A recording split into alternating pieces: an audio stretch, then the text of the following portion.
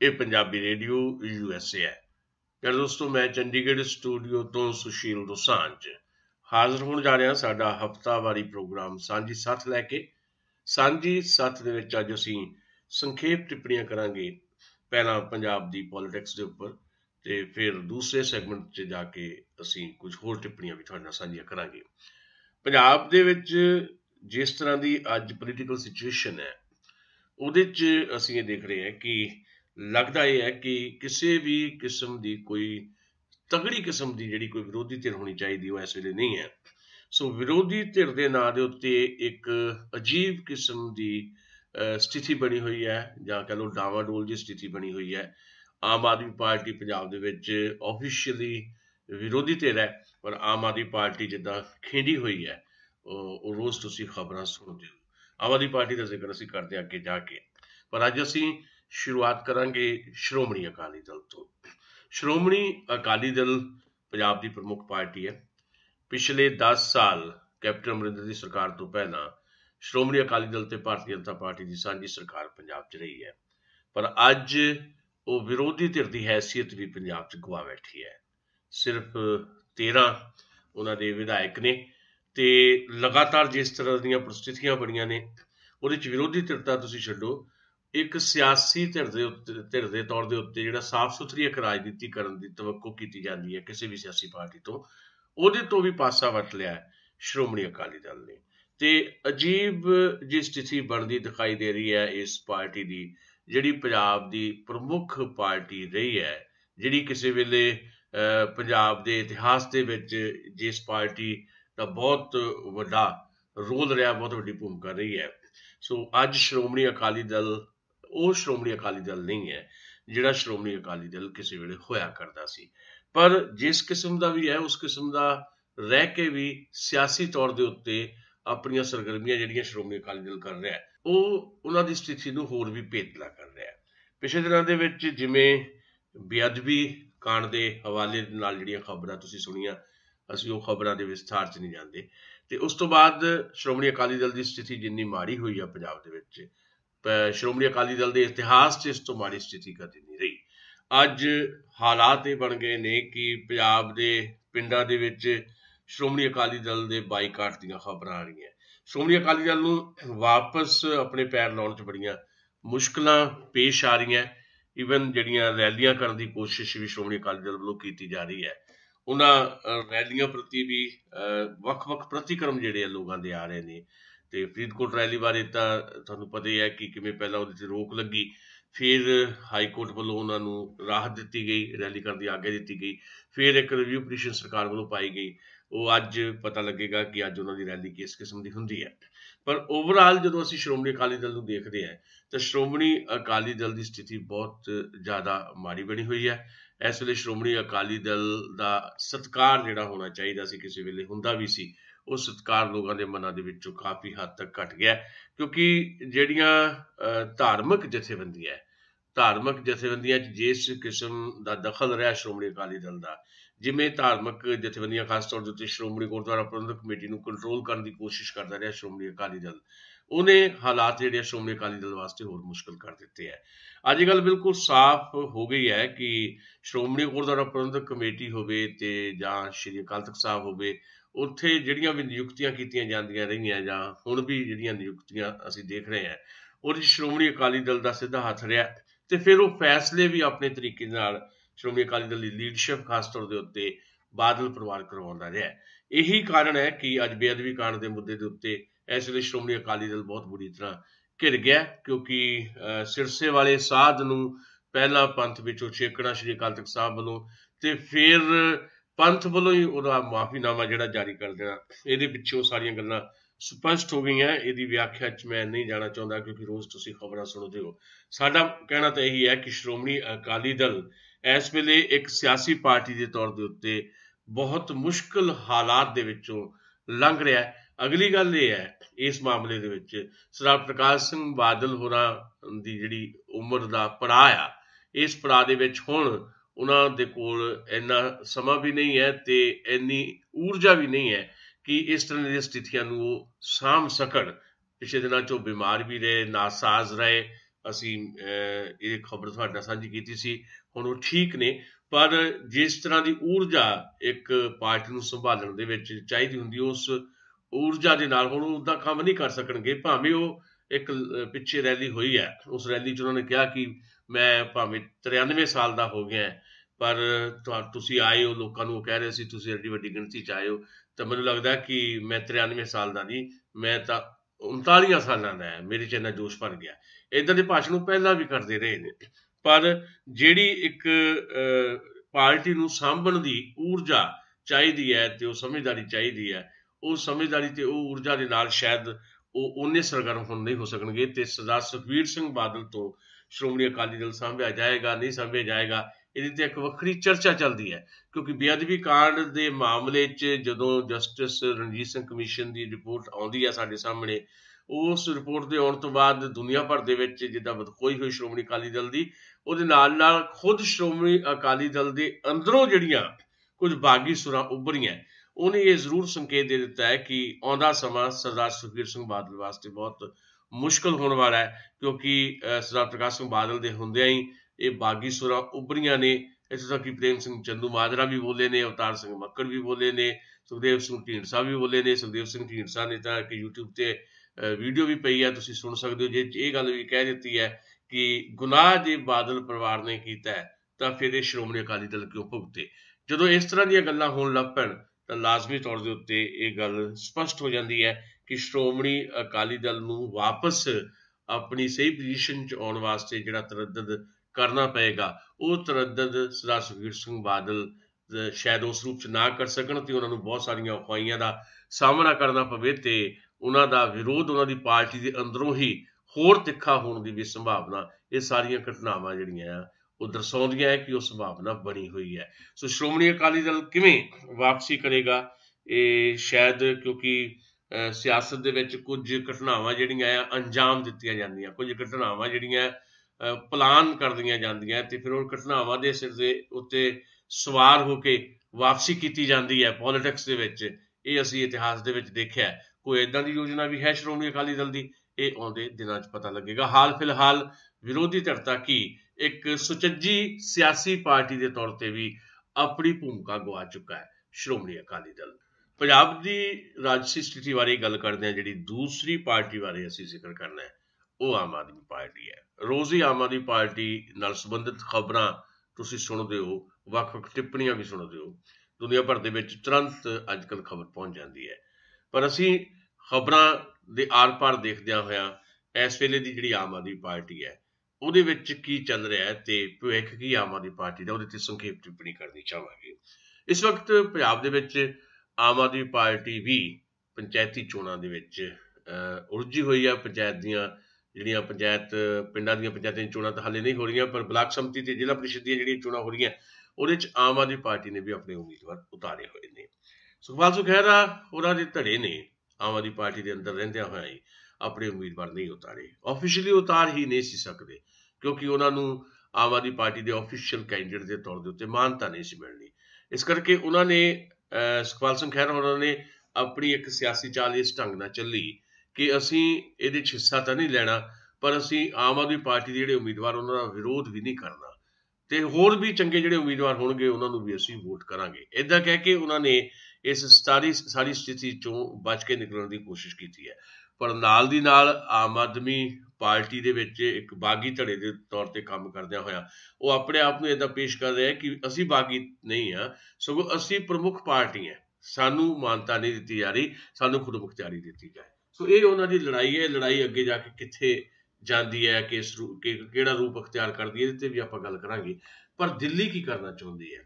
ਦਿੱਲੀ ਯਾਨੀ ਅਰਵਿੰਦ ਕੇਜਰੀਵਾਲ, ਆਮ ਆਦਮੀ ਪਾਰਟੀ ਦੀ high command, Aam Aadmi party ਦੀ high command ਨੇ ਪਿਛਲੇ ਦਿਨਾਂ ਦੇ ਵਿੱਚ ਕੁਝ ਇੱਦਾਂ ਦੇ ਸੰਕੇਤ ਦਿੱਤੇ ਕਿ ਅਸੀਂ ਤਾਂ ਜੀ ਸੁਖਪਾਲ ਸਿੰਘ ਖਹਿਰਾ ਤੇ ਇਹਦੇ ਨਾਲ ਨਾਲ ਸੁੱਚਾ ਸਿੰਘ ਛੋਟੇਪੁਰ ਤੇ ਡਾਕਟਰ ਧਰਮਵੀਰ ਗਾਂਧੀ ਨੂੰ ਵੀ ਵਾਪਸ ਲਿਆਉਣਾ ਚਾਹੁੰਦੇ, ਇੱਦਾਂ ਦੇ ਸੰਕੇਤ ਦਿੱਤੇ। ਭਾਵੇਂ ਖੁਦ ਅਰਵਿੰਦ ਕੇਜਰੀਵਾਲ ਦਾ ਇੱਦਾਂ ਦਾ ਬਿਆਨ ਸਾਡੇ ਸਾਹਮਣੇ ਨਹੀਂ ਹੈ, ਪਰ ਵਿਰੋਧੀ ਧਿਰ ਦੇ ਜਿਹੜੇ ਨਵੇਂ ਆਗੂ ਬਣਾਏ ਗਏ ਹਰਪਾਲ ਸਿੰਘ ਚੀਮਾ, ਉਹਨਾਂ ਨੇ ਪਹਿਲਾਂ ਇਹ ਗੱਲ ਕਹੀ ਕਿ ਜਿਹੜੀ ਵਿਧਾਇਕਾਂ ਦੀ ਮੀਟਿੰਗ ਕਾਲ ਕੀਤੀ ਗਈ ਸੀ ਜਿਹਦੇ 'ਚ 11 ਵਿਧਾਇਕ ਦਿੱਲੀ 'ਚ ਜਾ ਕੇ ਸ਼ਾਮਲ ਹੋਏ, ਉੱਥੇ ਅਰਵਿੰਦ ਕੇਜਰੀਵਾਲ ਨੇ ਇੱਦਾਂ ਦੇ ਸੰਕੇਤ ਦਿੱਤੇ ਹੈ ਕਿ ਅਸੀਂ ਸੁਖਪਾਲ ਸਿੰਘ ਖਹਿਰਾ ਦੇ ਨਾਲ ਨਾਲ ਡਾਕਟਰ ਧਰਮਵੀਰ ਗਾਂਧੀ ਤੇ ਸੁੱਚਾ ਸਿੰਘ ਛੋਟੇਪੁਰ, ਜਿਹੜੇ ਬਾਕੀ ਹੋਰ ਲੋਕ ਵੀ ਜਿਹੜੇ ਸਾਨੂੰ ਛੱਡ ਕੇ ਗਏ ਸੀ ਉਹਨਾਂ ਨੂੰ ਵਾਪਸ ਲਿਆਉਣਾ ਚਾਹੁੰਦੇ ਆ, ਇਸ ਪਾਸੇ ਵੱਲ ਨੂੰ ਵਧਣਾ ਚਾਹੁੰਦੇ ਨੇ ਅਰਵਿੰਦ ਕੇਜਰੀਵਾਲ। ਇਹ ਹਰਪਾਲ ਸਿੰਘ ਚੀਮਾ ਨੇ ਕਿਹਾ।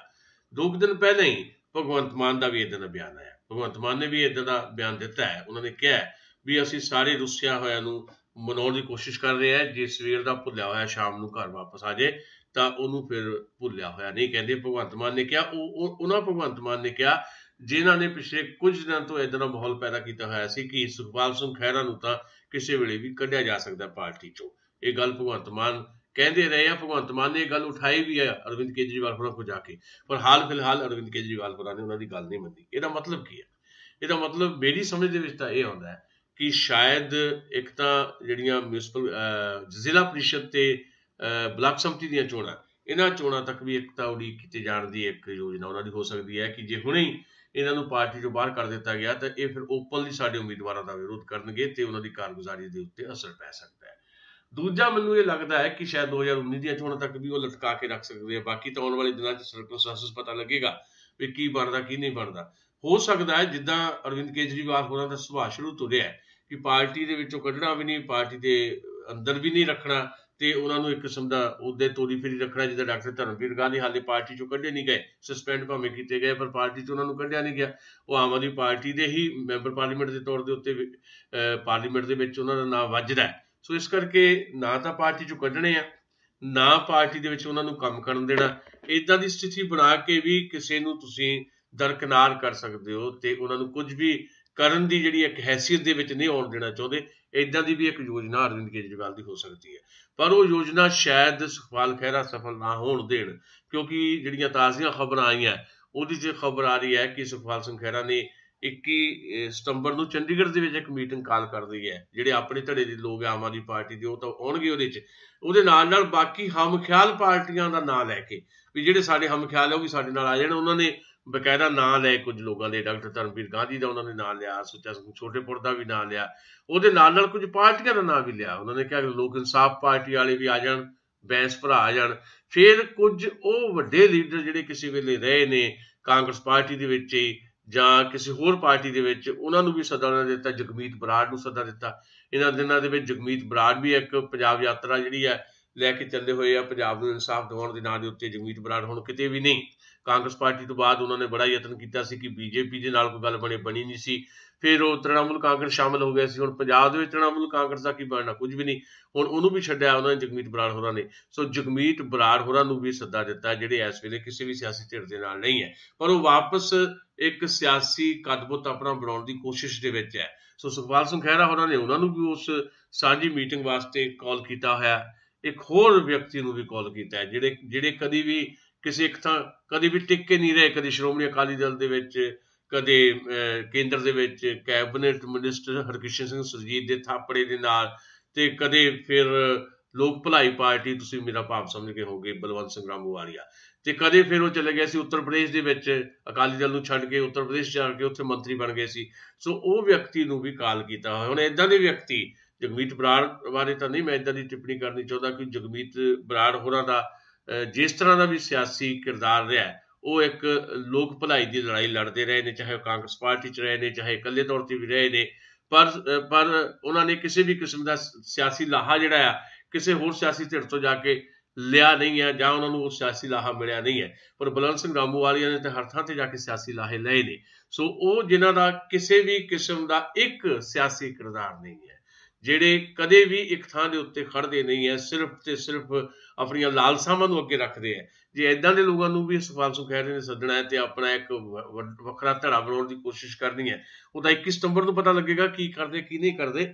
ਪਰ ਮੈਨੂੰ ਇਹ ਲੱਗਦਾ ਹੈ ਕਿ ਫਿਰ ਤਾਂ ਉਹੀ ਖਿਚੜੀ ਵਾਲੀ ਗੱਲ ਹੋ ਗਈ ਹੈ ਜੋ ਅਸੀਂ ਖੁਦ ਗੱਲਾਂ ਕਰਦੇ ਰਹੇ ਆਮ ਆਦਮੀ ਪਾਰਟੀ ਬਾਰੇ ਵੀ ਸ਼ੁਰੂ ਦੇ ਵਿੱਚ, ਇਹ ਕਿ ਆਮ ਆਦਮੀ ਪਾਰਟੀ ਦਾ ਇੱਕ ਸਿਆਸੀ ਕਿਰਦਾਰ ਨਹੀਂ ਹੈ। ਆਮ ਆਦਮੀ ਪਾਰਟੀ ਦੇ ਵਿੱਚ ਬਹੁਤ ਸਾਰੇ ਲੋਕ ਆ ਰਹੇ ਨੇ, ਕੋਈ ਆਪਣੀਆਂ ਨੌਕਰੀਆਂ ਛੱਡ ਕੇ ਆ ਰਹੇ ਨੇ, ਵੱਡੀਆਂ ਵੱਡੀਆਂ ਬਹੁਕੌਮੀ ਕੰਪਨੀਆਂ ਛੱਡ ਕੇ ਆ ਰਹੇ ਨੇ, ਕੋਈ ਅਖਬਾਰਾਂ ਦੇ ਵੱਡੇ ਪੱਤਰਕਾਰ ਨੇ ਉਹ ਆ ਰਹੇ ਨੇ, ਤੇ ਕੋਈ ਵੱਖ-ਵੱਖ ਜਿਹੜੀਆਂ ਸਟੈਬਲਿਸ਼ ਪਾਰਟੀਆਂ ਉਹਨਾਂ 'ਚੋਂ ਆ ਰਹੇ ਨੇ। ਤੇ ਫਿਰ ਕਿੱਦਾਂ ਇੱਕ ਸਿਆਸੀ ਕਿਰਦਾਰ ਬਣੇਗਾ?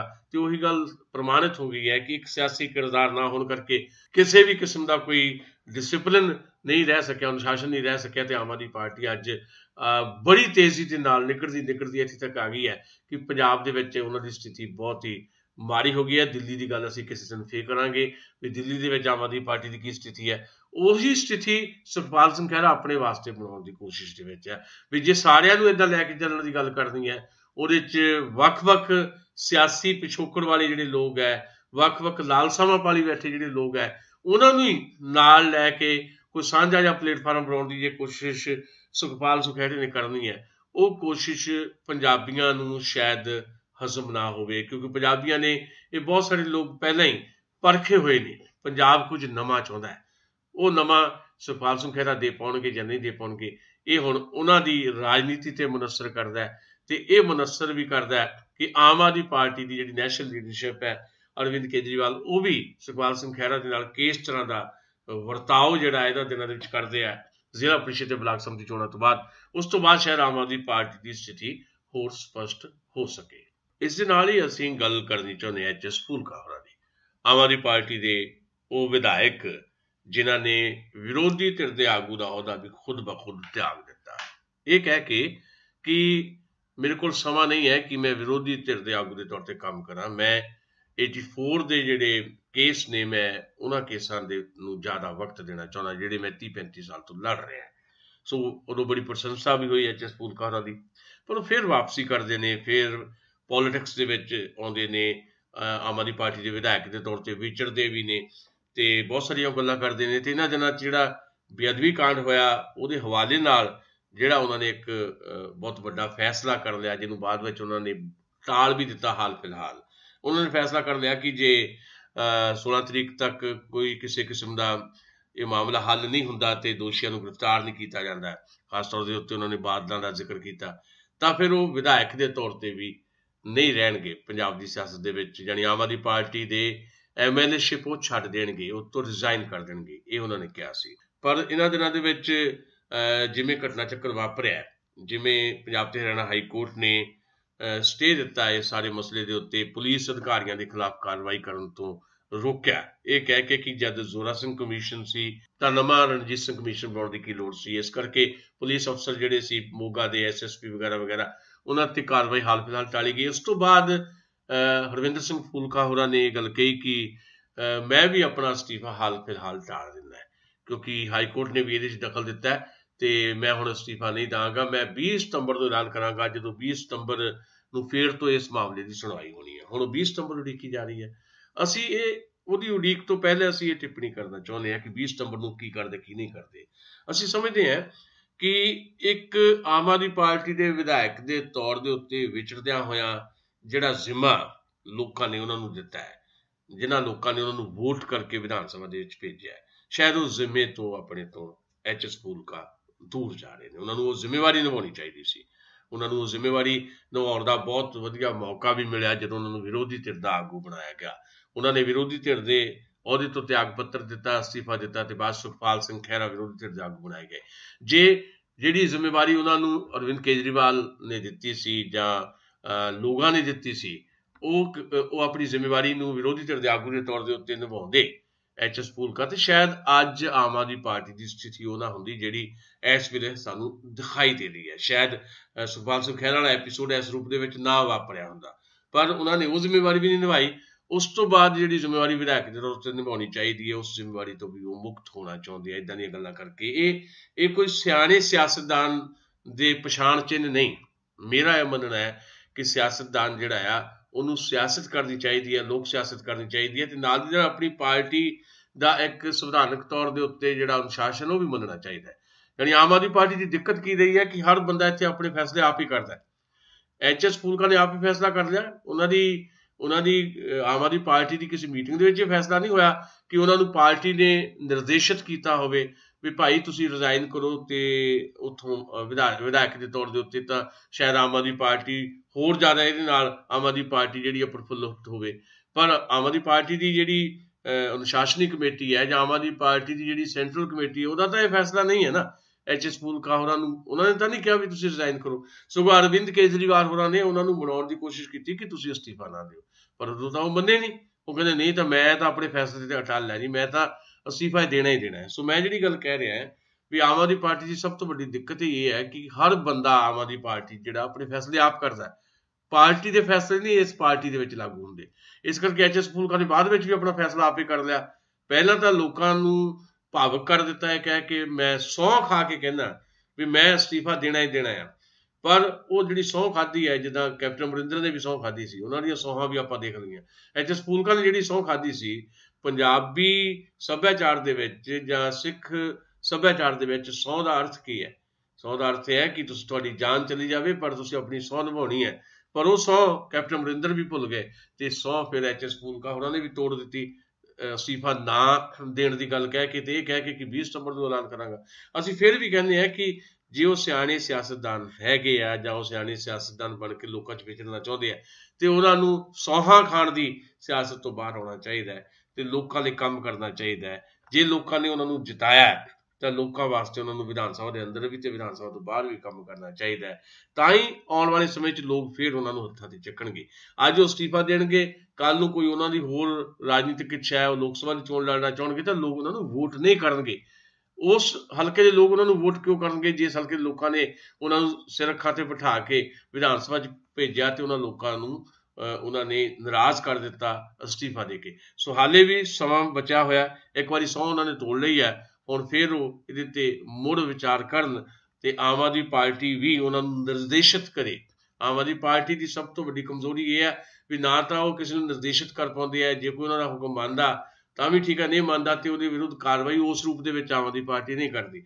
ਸੋ ਆਮ ਆਦਮੀ ਪਾਰਟੀ ਦੇ ਇੱਥੇ ਤੱਕ ਪੁੱਜਣ ਦੇ ਕਾਰਨ ਵੀ ਇਹੀ ਹੈ ਕਿ ਆਮ ਆਦਮੀ ਪਾਰਟੀ ਦਾ ਇੱਕ ਸੱਭਿਆਚਾਰ ਨਹੀਂ ਬਣ ਸਕਿਆ, ਇੱਕ ਸਿਆਸੀ ਸੱਭਿਆਚਾਰ ਉਹ ਨਹੀਂ ਉਸਾਰ ਸਕੇ, ਜਿਹਦੇ ਕਰਕੇ ਹਰ ਵਿਅਕਤੀ ਇੱਥੇ ਆਪੋ ਆਪਣਾ ਫੈਸਲਾ ਕਰਦਾ ਹੈ। ਸੋ ਐਚ ਐਸ ਫੂਲਕਾ ਕੀ ਕਰਨਗੇ 20 ਤਰੀਕ ਨੂੰ, ਇਹ ਤਾਂ ਉਦੋਂ ਹੀ ਦੇਖਾਂਗੇ, ਪਰ ਸਾਡੀ ਸਮਝਦਾਰੀ ਇਹ ਹੈ ਕਿ ਉਹਨਾਂ ਨੂੰ ਲੋਕਾਂ ਨੇ ਜਿਤਾ ਕੇ ਭੇਜਿਆ ਵਿਧਾਨ ਸਭਾ ਦੇ ਵਿੱਚ ਤੇ ਉਹਨਾਂ ਦੀ ਜਿਹੜੀ ਜ਼ਿੰਮੇਵਾਰੀ ਲੋਕਾਂ ਨੇ ਦਿੱਤੀ ਹੋਈ ਹੈ ਉਹਨਾਂ ਨੂੰ, ਉਹ ਜ਼ਿੰਮੇਵਾਰੀ ਉਹਨਾਂ ਨੂੰ ਨਿਭਾਉਣੀ ਚਾਹੀਦੀ ਹੈ। ਤੇ ਇਸ ਦੇ ਨਾਲ ਹੀ ਸਾਡਾ ਇਹ ਸੈਗਮੈਂਟ ਖਤਮ ਹੋਏਗਾ। ਦੂਸਰੇ ਸੈਗਮੈਂਟ 'ਚ ਮਿਲਾਂਗੇ ਥੋੜ੍ਹੇ ਜਿਹੇ ਛੋਟੇ ਜਿਹੇ ਕਮਰਸ਼ੀਅਲ ਬ੍ਰੇਕ ਤੋਂ ਬਾਅਦ। ਤੁਸੀਂ ਸਾਡੇ ਨਾਲ ਬਣੇ ਰਹੋ। ਪੰਜਾਬੀ ਰੇਡੀਓ USA ਦੇ ਸਾਂਝੀ ਸੱਤ ਪ੍ਰੋਗਰਾਮ ਦੇ ਦੂਸਰੇ ਸੈਗਮੈਂਟ ਦੇ ਵਿੱਚ ਚੰਡੀਗੜ੍ਹ ਸਟੂਡੀਓ ਤੋਂ ਮੈਂ ਸੁਸ਼ੀਲ ਦੋਸਾਂਝ ਹਾਜ਼ਰ ਹਾਂ। ਪਿਆਰੇ ਦੋਸਤੋ, ਅਸੀਂ ਦੂਸਰੇ ਸੈਗਮੈਂਟ ਦੇ ਵਿੱਚ ਅੱਜ ਅਸੀਂ ਜਿਹੜੀ ਗੱਲ ਕਰਨੀ ਹੈ ਉਹ ਅਸਲ ਦੇ ਵਿੱਚ ਅਸੀਂ ਇੱਕ ਪੋਜ਼ੀਟਿਵ ਟ੍ਰੈਂਡ ਜਿਹੜੇ ਦੇਖ ਰਹੇ ਹਾਂ ਪੰਜਾਬ ਦੇ ਵਿੱਚ, ਉਹਦੇ ਬਾਰੇ ਗੱਲ ਕਰਨੀ ਹੈ। ਨਾ ਪੱਖੀ ਖਬਰਾਂ ਦੇ ਉੱਤੇ ਤਬਸਰੇ ਤੇ ਬਹੁਤ ਸਾਰੀਆਂ ਰਿਪੋਰਟਸ ਜਿਹੜੀਆਂ ਤੁਸੀਂ ਅਕਸਰ ਸੁਣਦੇ ਹੋ। ਅਸੀਂ ਜਿਹੜੀ ਵੀ ਗੱਲ ਕਰਦੇ ਤੁਹਾਡੇ ਨਾਲ ਉਹਦੇ 'ਚ ਬਹੁਤ ਸਾਰੀਆਂ ਚੀਜ਼ਾਂ ਇੱਦਾਂ ਦੀਆਂ ਸਾਨੂੰ ਦਿਖਾਈ ਦਿੰਦੀਆਂ ਕਿ ਸ਼ਾਇਦ ਕੁਝ ਵੀ ਚੰਗਾ ਨਹੀਂ ਹੋ ਰਿਹਾ, ਪਰ ਬਹੁਤ ਕੁਝ ਚੰਗਾ ਵੀ ਹੁੰਦਾ ਆਇਆ, ਹੁੰਦਾ ਰਹੇਗਾ। ਇਸ ਸੈਗਮੈਂਟ ਦੇ ਵਿੱਚ ਪੰਜਾਬ ਦੇ ਵਿੱਚ ਦੋ ਬਹੁਤ ਹੀ ਚੰਗੇ ਟ੍ਰੈਂਡ ਦਿਖਾਈ ਦੇ ਰਹੇ ਨੇ ਜਿਹਦੀ ਗੱਲ ਕਰਨੀ ਬਣਦੀ ਹੈ। ਨੰਬਰ 1 ਤਾਂ ਟ੍ਰੈਂਡ ਜਿਹੜਾ ਦਿਖਾਈ ਦੇ ਰਿਹਾ ਉਹ ਜਿਹੜੀਆਂ ਸਾਡੀਆਂ ਜ਼ਿਲ੍ਹਾ ਪਰਿਸ਼ਦ ਤੇ ਬਲਾਕ ਸੰਮਤੀ ਦੀਆਂ ਚੋਣਾਂ ਹੋਣ ਜਾ ਰਹੀਆਂ ਤੇ ਉਸ ਤੋਂ ਬਾਅਦ ਪਿੰਡਾਂ ਦੀਆਂ ਪੰਚਾਇਤਾਂ ਦੀਆਂ ਚੋਣਾਂ ਹੋਣ ਜਾ ਰਹੀਆਂ। ਇਹਨਾਂ ਚੋਣਾਂ ਦੇ ਵਿੱਚ ਇੱਕ ਨਵਾਂ ਟ੍ਰੈਂਡ ਇਹ ਦੇਖਣ ਨੂੰ ਮਿਲ ਰਿਹਾ ਕਿ ਜਿੱਥੇ ਅਸੀਂ ਚੋਣਾਂ ਵਿੱਚ ਦੇਖਦੇ ਰਹੇ ਹਾਂ ਕਿ ਵੱਡੇ ਪੱਧਰ ਦੇ ਉੱਤੇ ਛੋਟੇ ਪੱਧਰ ਦੀ ਚੋਣ ਤੋਂ ਲੈ ਕੇ ਉੱਪਰਲੇ ਲੈਵਲ ਦੀ ਚੋਣ ਤੱਕ ਵੱਡੇ ਪੱਧਰ ਤੇ ਨਸ਼ੇ ਵੰਡੇ ਜਾਂਦੇ ਰਹੇ ਹੈ ਤੇ ਜਿਹੜੇ ਗੈਰ ਜ਼ਰੂਰੀ ਮੁੱਦੇ ਆ ਉਹਨਾਂ ਨੂੰ ਉਭਾਰਿਆ ਜਾਂਦਾ ਰਿਹਾ ਤੇ ਜਿਹੜੇ ਜ਼ਰੂਰੀ ਮੁੱਦੇ ਆ ਉਹਨਾਂ ਨੂੰ ਭੁਲਾ ਦਿੱਤਾ ਜਾਂਦਾ ਹੈ ਬੜੀ ਚਲਾਕੀ ਦੇ ਨਾਲ। ਇਹਨਾਂ ਚੋਣਾਂ ਦੇ ਵਿੱਚ ਜਿਹੜੀਆਂ ਜ਼ਿਲ੍ਹਾ ਪਰਿਸ਼ਦ ਤੇ ਬਲਾਕ ਸੰਮਤੀ ਦੀਆਂ ਚੋਣਾਂ ਹੋ ਰਹੀਆਂ ਜਾਂ ਉਸ ਤੋਂ 20 ਦਿਨ ਬਾਅਦ ਪੰਜਾਬ ਦੇ ਵਿੱਚ ਪੰਚਾਇਤਾਂ ਦੀਆਂ ਪੰਚਾਂ ਸਰਪੰਚਾਂ ਦੀਆਂ ਚੋਣਾਂ ਹੋਣੀਆਂ। ਇਹਨਾਂ ਚੋਣਾਂ ਦੇ ਵਿੱਚ ਇੱਕ ਨਵਾਂ ਟ੍ਰੈਂਡ ਇਹ ਦੇਖਣ ਨੂੰ ਮਿਲ ਰਿਹਾ ਕਿ ਕੁਝ ਨੌਜਵਾਨ ਵੱਖ-ਵੱਖ ਪਿੰਡਾਂ 'ਚ ਸਾਰੇ ਪੰਜਾਬ ਦੇ ਵਿੱਚ ਜਿਹੜੇ ਆ ਉਹ ਨੌਜਵਾਨ ਦਿਖਾਈ ਦੇ ਰਹੇ ਆ ਵੱਖ-ਵੱਖ ਪਿੰਡਾਂ ਦੇ ਵਿੱਚ। ਉਹ ਨੌਜਵਾਨ ਇਸ ਤਰ੍ਹਾਂ ਦਾ ਇੱਕ ਹੋਕਾ ਦੇ ਰਹੇ ਨੇ ਕਿ ਸਾਨੂੰ ਪੰਚਾਇਤੀ ਚੋਣਾਂ ਦੇ ਵਿੱਚ ਜਿਹੜੇ ਸਾਡੇ ਉਮੀਦਵਾਰ ਆ ਉਹਨਾਂ ਦੀ ਨਿਰਖ ਪਰਖ ਕਰਨੀ ਚਾਹੀਦੀ ਹੈ, ਉਹਨਾਂ ਨੂੰ ਕੁਝ ਸਵਾਲ ਕਰਨੇ ਚਾਹੀਦੇ ਹੈ, ਖਾਸ ਤੌਰ ਦੇ ਉੱਤੇ ਨਸ਼ਿਆਂ ਦੇ ਇਸ਼ੂ ਦੇ ਉੱਤੇ ਵੀ ਜਿਹੜੇ ਉਮੀਦਵਾਰਾਂ ਦਾ ਸਾਨੂੰ ਦਿਖਾਈ ਦੇ ਰਿਹਾ ਕਿ ਇਹ ਨਸ਼ੇ ਵੰਡ ਕੇ ਵੋਟਾਂ ਹਾਸਲ ਕਰਨਗੇ ਉਹਨਾਂ ਦਾ ਮੁਕੰਮਲ ਬਾਈਕਾਟ ਕੀਤਾ ਜਾਏ। ਤੇ ਦੂਜੀ ਗੱਲ, ਪਾਰਟੀ ਪੱਧਰ ਤੋਂ ਉੱਪਰ ਉੱਠ ਕੇ ਵੋਟ ਕੀਤਾ ਜਾਏ ਵੀ ਨੰਬਰ 1 ਉਹ ਉਮੀਦਵਾਰ ਚਾਹੇ ਕਿਸੇ ਵੀ ਪਾਰਟੀ ਦੇ ਹੋਣ, ਪਰ ਜੇ ਉਹ ਨਸ਼ੇ ਵੰਡਦੇ ਹੋਣ, ਨਸ਼ੇ ਵੰਡ ਕੇ ਵੋਟਾਂ ਹਾਸਲ ਕਰਨ ਦੀ ਕੋਸ਼ਿਸ਼ ਕਰਦੇ ਹੋਣ ਜਾਂ ਨਸ਼ਿਆਂ ਦੇ ਨਾਲ ਨਾਲ ਕੁਝ ਹੋਰ ਲੋਕਾਂ ਨੂੰ ਲਾਲਚ ਦੇ ਕੇ ਵੋਟਾਂ ਹਾਸਲ ਕਰਨ ਦੀ ਕੋਸ਼ਿਸ਼ ਕਰਦੇ ਹੋਣ, ਉਹਨਾਂ ਦਾ ਮੁਕੰਮਲ ਬਾਈਕਾਟ ਕੀਤਾ ਜਾਏ। ਤੇ ਉਹ ਉਮੀਦਵਾਰ ਜਿਹੜੇ ਸਾਫ਼ ਸੁਥਰੀ ਇਮੇਜ ਵਾਲੇ ਹੋਣ, ਸਾਫ਼ ਸੁਥਰੇ ਅਕਸ ਵਾਲੇ ਹੋਣ, ਉਹ ਕਿਸੇ ਵੀ ਪਾਰਟੀ ਦੇ ਹੋਣ, ਚਾਹੇ ਆਜ਼ਾਦ ਹੋਣ ਜਾਂ ਕਿਸੇ ਵੀ ਪਾਰਟੀ ਦੇ ਹੋਣ, ਉਹਨਾਂ ਦੀ ਡਟ ਕੇ ਮਦਦ ਕੀਤੀ ਜਾਏ। ਤੇ ਬਕਾਇਦਾ ਪਿੰਡਾਂ ਦੇ ਵਿੱਚ ਇਸ ਤਰ੍ਹਾਂ ਦੇ ਪਰਚੇ ਵੰਡੇ ਜਾ ਰਹੇ ਆ। ਬਹੁਤ ਸਾਰੇ ਪਿੰਡਾਂ ਤੋਂ ਇੱਦਾਂ ਦੀਆਂ ਖਬਰਾਂ ਆਈਆਂ ਵੀ ਤੁਸੀਂ ਇਹਨਾਂ ਉਮੀਦਵਾਰਾਂ ਦੀ ਹਮਾਇਤ ਕਰੋ, ਨਾਂ ਲੈ ਕੇ ਨਹੀਂ, ਕਿਸੇ ਇੱਕ ਪਾਰਟੀ ਦੀ ਨਹੀਂ, ਇਹਨਾਂ ਉਮੀਦਵਾਰਾਂ ਦੀ ਹਮਾਇਤ ਕਰਨ ਦੇ ਵਿੱਚ ਜਿਹੜੇ ਪਰਚੀਆਂ ਲਿਖੀਆਂ ਜਾ ਰਹੀਆਂ ਉਹ 'ਚ ਲਿਖਿਆ ਜਾ ਰਿਹਾ ਕਿ ਜਿਹੜਾ ਤੁਹਾਡੇ ਪਿੰਡ ਦੀ ਭਲਾਈ ਵਾਸਤੇ ਜਿਹੜਾ ਪ੍ਰਤੀਬੱਧ ਹੈ, ਜਿਹੜਾ ਨਸ਼ੇ ਨਹੀਂ ਵੰਡਦਾ, ਜਿਹੜਾ ਪਿੰਡ ਨੂੰ ਹਰਿਆਵਲਾ ਕਰਨ ਦੀ ਜਿਹੜੀ ਕੋਸ਼ਿਸ਼ ਕਰਦਾ ਹੈ ਕਿ ਆਲੇ ਦੁਆਲਾ ਪਿੰਡ ਦਾ ਸਾਫ਼ ਸੁਥਰਾ ਹੋਵੇ, ਜਿਹੜਾ ਪਿੰਡ ਦੇ ਹਰ ਕੰਮ ਦੇ ਵਿੱਚ ਤੁਹਾਡੇ ਨਾਲ ਖੜੋਤੇ, ਇੱਦਾਂ ਦੇ ਉਮੀਦਵਾਰਾਂ ਨੂੰ ਮਦਦ ਕਰੋ। ਜਿਹੜਾ ਕਿਸੇ ਇੱਕ ਖਾਸ ਧਰਮ ਜਾਂ ਜ਼ਾਤ ਦੀ ਰਾਜਨੀਤੀ ਨਾ ਕਰੇ, ਇੱਦਾਂ ਦੇ ਉਮੀਦਵਾਰਾਂ ਦੀ ਹਮਾਇਤ ਕਰੋ। ਇਹ ਟਰੈਂਡ ਸਾਰੇ ਪੰਜਾਬ 'ਚ ਦਿਖਾਈ ਦੇ ਰਿਹਾ ਹੈ। ਕੁਝ ਨੌਜਵਾਨ ਜਿਹੜੇ ਆ ਵੱਖ-ਵੱਖ ਪਿੰਡਾਂ ਦੇ ਵਿੱਚ ਇੱਕ ਕੰਪੇਨ ਲੈ ਕੇ ਚੱਲੇ ਹੋਏ ਨੇ ਕਿ ਪਿੰਡਾਂ ਨੂੰ ਸਾਫ਼ ਸੁਥਰਾ ਰੱਖਣ ਵਾਸਤੇ, ਪਿੰਡਾਂ ਦੀ ਸਿਆਸਤ ਨੂੰ ਸਾਫ਼ ਸੁਥਰਾ ਰੱਖਣ ਵਾਸਤੇ ਕੁਝ ਇੱਦਾਂ ਦੇ ਕੰਮ ਕੀਤੇ ਜਾਣ ਕਿ ਜਿਹੜੇ ਉਮੀਦਵਾਰ ਆ ਰਹੇ ਆ ਉਹਨਾਂ ਨੂੰ ਵੀ ਇਹ ਲੱਗੇ ਕਿ ਸਾਨੂੰ ਇਹਨਾਂ ਲੋਕਾਂ ਨੇ ਤਾਂ ਹੀ ਆਪਣੇ ਨੁਮਾਇੰਦੇ ਦੇ ਤੌਰ ਦੇ ਉੱਤੇ ਮਾਨਤਾ ਦੇਣੀ ਹੈ ਜੇ ਅਸੀਂ ਇਹਨਾਂ ਦੀਆਂ ਭਾਵਨਾਵਾਂ ਦੇ ਨਾਲ ਖਿਲਵਾੜ ਨਾ ਕਰੀਏ। ਸੋ ਇਹ ਇੱਕ ਕੰਪੇਨ ਜਿਹੜੀ ਚੱਲ ਰਹੀ ਹੈ ਪੰਜਾਬ ਦੇ ਵਿੱਚ, ਮੈਨੂੰ ਲੱਗਦਾ ਇਹ ਬਹੁਤ ਹੀ ਵਧੀਆ ਟਰੈਂਡ ਹੈ। ਅੱਜ ਜਦੋਂ ਹੇਠਲੇ ਪੱਧਰ ਤੋਂ ਲੈ ਕੇ ਉੱਪਰਲੇ ਪੱਧਰ ਤੱਕ, ਜਿੱਦਾਂ ਮੈਂ ਅੱਗੇ ਜ਼ਿਕਰ ਕੀਤਾ, ਚੋਣਾਂ ਦੇ ਵਿੱਚ ਹਰ ਤਰ੍ਹਾਂ ਦੇ ਹੱਥਕੰਡੇ ਵਰਤੇ ਜਾਂਦੇ ਆ। ਈਵਨ ਧਾਰਮਿਕ ਜਿਹੜੀਆਂ ਜਥੇਬੰਦੀਆਂ ਉਹਨਾਂ ਦੀ ਚੋਣਾਂ ਦੇ ਵਿੱਚ ਵੀ ਨਸ਼ੇ ਵੰਡਣੇ ਆਮ ਗੱਲ ਹੋ ਚੁੱਕੀ ਹੈ। ਅੱਜ ਜਦੋਂ ਬਾਹੂਬਲ ਦੇ ਨਾਲ ਵੋਟਾਂ ਹਾਸਲ ਕਰਨ ਦੀ ਕੋਸ਼ਿਸ਼ ਕੀਤੀ ਜਾਂਦੀ ਹੈ, ਅੱਜ ਜਦੋਂ ਪੈਸੇ ਦੇ ਨਾਲ ਵੋਟਾਂ ਖਰੀਦੀਆਂ ਜਾਂਦੀਆਂ, ਵੱਖ-ਵੱਖ ਚੀਜ਼ਾਂ ਵੰਡ ਕੇ ਜਿਹੜੀਆਂ ਵੋਟਾਂ ਖਰੀਦ ਲਈਆਂ ਜਾਂਦੀਆਂ, ਉਸ ਦੌਰ ਦੇ ਵਿੱਚ ਜੇ ਇਸ ਤਰ੍ਹਾਂ ਦੀ ਕੰਪੇਨ ਇੱਕ ਸਾਂਝੇ ਰੂਪ ਦੇ ਵਿੱਚ ਸਾਰੇ ਪੰਜਾਬ ਦੇ 'ਚ ਉੱਭਰ ਸਕੇ ਤਾਂ ਇਹ ਹੋਰ ਵੀ ਜ਼ਿਆਦਾ ਬਿਹਤਰ ਗੱਲ ਹੋਏਗੀ, ਹੋਰ ਵੀ ਜ਼ਿਆਦਾ ਚੰਗੀ ਗੱਲ ਹੋਏਗੀ। ਅੱਜ ਦੇ ਇਸ ਦੂਸਰੇ ਸੈਗਮੈਂਟ ਦੇ ਵਿੱਚ ਇੱਕ ਚੰਗਾ ਟਰੈਂਡ ਤਾਂ ਪੰਜਾਬ ਜਿਹੜਾ ਇਹ ਦਿਖਾਈ ਦੇ ਰਿਹਾ, ਇੱਕ ਪੋਜ਼ੀਟਿਵ ਖਬਰ ਦੇ ਤੌਰ 'ਤੇ ਅਸੀਂ ਇਹਨੂੰ ਦੇਖ ਰਹੇ ਹਾਂ ਅਤੇ ਉਮੀਦ ਕਰਦੇ ਹਾਂ ਕਿ ਇਹ ਪੋਜ਼ੀਟਿਵ ਜਿਹੜੀ ਖਬਰ ਨਾ ਰਹੇ, ਇਹ ਅਮਲੀ ਰੂਪ ਅਖਤਿਆਰ ਕਰ ਲਵੇ ਅਤੇ ਸਾਰੇ ਪੰਜਾਬ ਦੇ ਵਿੱਚ ਇੱਕ ਲਹਿਰ ਚੱਲੇ ਇਹਨਾਂ ਪੰਚਾਇਤੀ ਚੋਣਾਂ ਦੇ ਵਿੱਚ ਵੀ ਸੁਚੱਜੇ ਉਮੀਦਵਾਰ ਜਿਹੜੀ ਅੱਗੇ ਲੈ ਕੇ ਆਉਣੇ ਹੈ ਅਤੇ ਇਹ ਲਹਿਰ ਇੱਕ ਬੇਸ ਬਣੇਗੀ, ਇੱਕ ਬੁਨਿਆਦ ਬਣੇਗੀ ਆਉਂਦੀਆਂ ਲੋਕ ਸਭਾ ਚੋਣਾਂ ਦੇ ਵਿੱਚ ਵੀ। ਫਿਰ ਪਾਰਟੀਆਂ ਨੂੰ ਵੀ ਮਜਬੂਰੀ 'ਚ ਤੁਹਾਨੂੰ ਚੰਗੇ ਉਮੀਦਵਾਰ ਦੇਣੇ ਪੈਣਗੇ। ਇਹ ਉਮੀਦ ਇਸ ਟਰੈਂਡ ਦੇ ਨਾਲ ਵੱਜ ਰਹੀ ਹੈ। ਸੋ ਇਸ ਉਮੀਦ ਨੂੰ ਹੋਰ ਖੰਭ ਲੱਗਣ, ਇਸ ਗੱਲ ਦੀ ਅਸੀਂ ਦੁਆ ਕਰਦੇ ਹਾਂ। ਦੂਸਰਾ ਜਿਹੜਾ ਬਹੁਤ ਚੰਗਾ ਟਰੈਂਡ ਇੱਕ ਉੱਭਰ ਕੇ ਸਾਡੇ ਸਾਹਮਣੇ ਆਇਆ, ਉਹਦੀ ਚਰਚਾ ਵੀ ਅਸੀਂ ਇਸ ਸੈਗਮੈਂਟ ਦੇ ਵਿੱਚ ਤੁਹਾਡੇ ਨਾਲ ਕਰਨੀ ਹੈ। ਦੂਸਰਾ ਇਹ ਹੈ ਕਿ ਪੰਜਾਬ ਦੇ ਮੱਥੇ 'ਤੇ ਕਲੰਕ ਦਰ ਕਲੰਕ ਲੱਗੇ ਨੇ, ਖਾਸ ਤੌਰ 'ਤੇ ਧੀਆਂ ਧਿਆਣੀਆਂ ਦੇ ਮਾਮਲੇ ਦੇ ਵਿੱਚ। ਪੰਜਾਬੀਆਂ ਨੂੰ ਕੁੜੀ ਮਾਰ ਕਿਹਾ ਜਾਣ ਲੱਗ ਪਿਆ ਹੈ। ਆਮ ਚਰਚਾ ਦੇ ਵਿੱਚ ਕਿਹਾ ਜਾਂਦਾ ਸੀ ਕਿ ਪੰਜਾਬੀਆਂ ਦੇ ਵਿੱਚ ਜਿਹੜਾ ਇਸ ਤਰ੍ਹਾਂ ਦਾ ਟਰੈਂਡ ਚੱਲ ਪਿਆ ਕਿ ਮੁੰਡਾ ਹੀ ਚਾਹੀਦਾ ਸਾਨੂੰ, ਜੇ ਬੇਟਾ ਨਹੀਂ ਹੈ, ਗਰਭ ਦੇ ਵਿੱਚ ਬੇਟੀ ਹੈ ਤਾਂ ਫਿਰ ਗਰਭ ਦੇ ਵਿੱਚ ਹੀ ਕਤਲ ਕਰ ਦਿੱਤਾ ਜਾਏ। ਉਹ ਟਰੈਂਡ ਰਿਹਾ ਇੱਥੇ, ਸਾਨੂੰ ਪਤਾ। ਇਸ ਕਰਕੇ ਸਾਡੇ 'ਤੇ ਇੱਕ ਦਾਗ ਲੱਗਾ ਵੀ ਪੰਜਾਬ ਤਾਂ ਕੁੜੀ ਮਾਰਾਂ ਦਾ ਪੰਜਾਬ ਹੈ, ਪਰ ਇਹ ਕੁੜੀ ਮਾਰਾਂ ਦਾ ਦਾਗ ਜਿਹੜਾ ਆ ਸ਼ਾਇਦ ਹੁਣ ਧੋਤਾ ਜਾਏਗਾ, ਕਿਉਂਕਿ ਜਿਹੜੀ ਸੂਚਨਾ ਜਾਂ ਜਿਹੜੀ ਇੱਕ ਸਰਵੇ ਸਾਡੇ ਕੋਲ ਨਵਾਂ ਪਹੁੰਚਿਆ ਉਹਦੇ ਮੁਤਾਬਕ ਪੰਜਾਬੀਆਂ ਤੋਂ ਕੁੜੀ ਮਾਰਾਂ ਦਾ ਦਾਗ ਜਿਹੜਾ ਜ਼ਰੂਰ ਧੋਤਾ ਜਾਣਾ ਚਾਹੀਦਾ। ਕਿਉਂਕਿ ਕਿਸੇ ਵੇਲੇ ਜੇ ਅਸੀਂ ਬਹੁਤਾ ਦੂਰ ਨਾ ਜਾਈਏ, ਅੱਜ ਤੋਂ 15 ਸਾਲ 14 ਸਾਲ ਪਿੱਛੇ ਚੱਲ ਜਾਈਏ ਤਾਂ ਪੰਜਾਬ ਦੇ ਵਿੱਚ 1000 ਮੁੰਡਿਆਂ ਦੇ ਪਿੱਛੇ ਜਿਹੜੀ ਕੁੜੀਆਂ ਦੀ ਗਿਣਤੀ ਸੀਗੀ 2001 ਦੇ ਵਿੱਚ, ਤਾਂ ਉਹ 798 ਸੀ। ਤੁਸੀਂ ਅੰਦਾਜ਼ਾ ਕਰੋ, 1000 ਲੜਕਾ ਤੇ ਲੜਕੀਆਂ 798। 2001 ਦੀ ਇਹ ਜਨਗਣਨਾ ਦੇ ਮੁਤਾਬਕ ਹੈ। 2010 ਦੇ ਵਿੱਚ ਇਹ ਗਿਣਤੀ ਵੱਧ ਗਈ। 2010 ਦੇ ਵਿੱਚ ਇਸ ਪਾਸੇ ਵੱਲ ਨੂੰ ਗੱਲ ਚੱਲੀ ਕਿ ਨਹੀਂ, ਧੀਆਂ ਜਿਹੜੀਆਂ ਆ ਉਹਨਾਂ ਨੂੰ ਵੀ ਪੁੱਤਰਾਂ ਦੇ ਬਰਾਬਰ ਜਿਹੜਾ ਮੋਹ ਪਿਆਰ ਦਿੱਤਾ ਜਾਣਾ ਚਾਹੀਦਾ, ਰੁਤਬਾ ਦਿੱਤਾ ਜਾਣਾ ਚਾਹੀਦਾ, ਅਤੇ ਇੱਕ ਅਵੇਅਰਨੈਸ ਵਧੀ। 2001 'ਚ ਸਿਰਫ 798 ਕੁੜੀਆਂ ਸੀਗੀਆਂ 1000 ਮੁੰਡਿਆਂ ਦੇ ਪਿੱਛੇ, 2010 ਦੇ ਵਿੱਚ ਇਹ 878 ਹੋ ਗਈਆਂ। ਯਾਨੀ ਲੜਕੀਆਂ ਦੀ ਜਿਹੜੀ ਰੇਸ਼ੋ ਹੈ ਉਹ ਹੌਲੀ ਹੌਲੀ ਮੁੰਡਿਆਂ ਦੇ ਨੇੜੇ ਜਾਣ ਲੱਗ ਪਈ। ਜਿਹੜੀ ਹੁਣ ਤਾਜ਼ਾ ਸਾਡੇ ਕੋਲ ਜਾਣਕਾਰੀ ਆਈ ਹੈ 2018 ਦੀ, ਜਿਸ ਵਰ੍ਹੇ 'ਚੋਂ ਅਸੀਂ ਲੰਘ ਰਹੇ ਹਾਂ, ਇੱਥੇ ਜਿਹੜੀ ਸਾਡੇ ਕੋਲ ਜਾਣਕਾਰੀ ਉਹ ਇਹ ਹੈ ਕਿ ਇਸ ਵੇਲੇ ਲੜਕੀਆਂ ਦੀ ਗਿਣਤੀ ਜਿਹੜੀ ਹੈ 900 ਤੋਂ ਟੱਪ ਗਈ ਹੈ। 1000 ਲੜਕਿਆਂ ਦੇ ਪਿੱਛੇ ਲੜਕੀਆਂ 907 ਹੋ ਗਈਆਂ। ਅਤੇ ਉਹ ਦਿਨ ਦੂਰ ਨਹੀਂ ਜਦੋਂ ਲੜਕੀਆਂ ਦੀ ਰੇਸ਼ੋ ਬਿਲਕੁਲ ਬਰਾਬਰ ਹੀ ਨਹੀਂ, ਆਉਣ ਵਾਲੇ ਸਮੇਂ ਦੇ ਵਿੱਚ ਲੜਕਿਆਂ ਨਾਲੋਂ ਸਾਡੀ ਲੜਕੀਆਂ ਦੀ ਰੇਸ਼ੋ ਵਧੇਗੀ। ਇਸ ਗੱਲ ਦੀ ਅਸੀਂ ਉਮੀਦ ਕਰਦੇ ਹਾਂ। ਸੋ ਇਹ ਵੀ ਇੱਕ ਬਹੁਤ ਪੋਜ਼ੀਟਿਵ ਟਰੈਂਡ ਹੈ।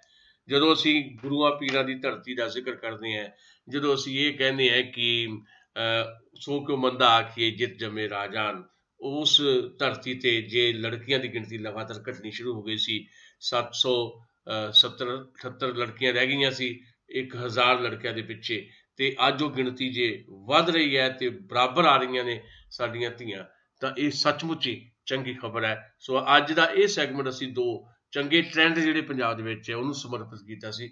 ਇਸ ਕਰਕੇ ਤੁਹਾਨੂੰ ਇਹ ਗੱਲ ਸਾਂਝੀ ਤੁਹਾਡੇ ਨਾਲ ਕੀਤੀ ਹੈ ਕਿ ਜਿਹੜਾ ਕੁੜੀ ਮਾਰਨ ਦਾ ਦਾਗ ਜਿਹੜਾ ਉਹ ਸਾਡੇ ਤੋਂ ਧੋਤਾ ਜਾਵੇ, ਪੰਜਾਬੀਆਂ ਦੇ ਮੱਥੇ ਤੇ ਜਿਹੜਾ ਕਲੰਕ ਹੈ ਇਹ ਧੋਤਾ ਜਾਏ। ਇਹਦੀ ਵੀ ਅਸੀਂ ਉਮੀਦ ਕਰਦੇ ਹਾਂ ਚੋਣਾਂ ਦੇ ਵਿੱਚ ਚੰਗੇ ਉਮੀਦਵਾਰਾਂ ਲਈ ਲੋਕ ਕੰਮ ਕਰਨ, ਚੰਗੇ ਉਮੀਦਵਾਰ ਅੱਗੇ ਲੈ ਕੇ ਆਉਣ ਤੇ ਜਿਹੜੇ ਨਸ਼ੇ ਵੰਡ ਕੇ ਪੈਸੇ ਦੇ ਜ਼ੋਰ ਤੇ ਜਾਂ ਕੁਝ ਹੋਰ ਲਾਲਚ ਦੇ ਕੇ ਵੋਟਾਂ ਹਾਸਲ ਕਰਦੇ ਆ ਉਹਨਾਂ ਨੂੰ ਵੋਟ ਪ੍ਰਕਿਰਿਆ ਦੇ ਵਿੱਚੋਂ ਬਾਹਰ ਕਰਨ ਦਾ ਜਿਹੜਾ ਲੋਕਾਂ ਦਾ ਇੱਕ ਤਰੱਦਦ ਹੈ ਇਹ ਸਫਲ ਹੋਵੇ। ਇਹ ਦੋਵੇਂ ਚੰਗੀਆਂ ਖਬਰਾਂ ਤੁਹਾਡੇ ਨਾਲ ਸਾਂਝੀਆਂ ਕਰਦੇ ਹਾਂ ਤੇ ਆਪਣੀ ਗੱਲ ਕਰਦੇ ਹਾਂ।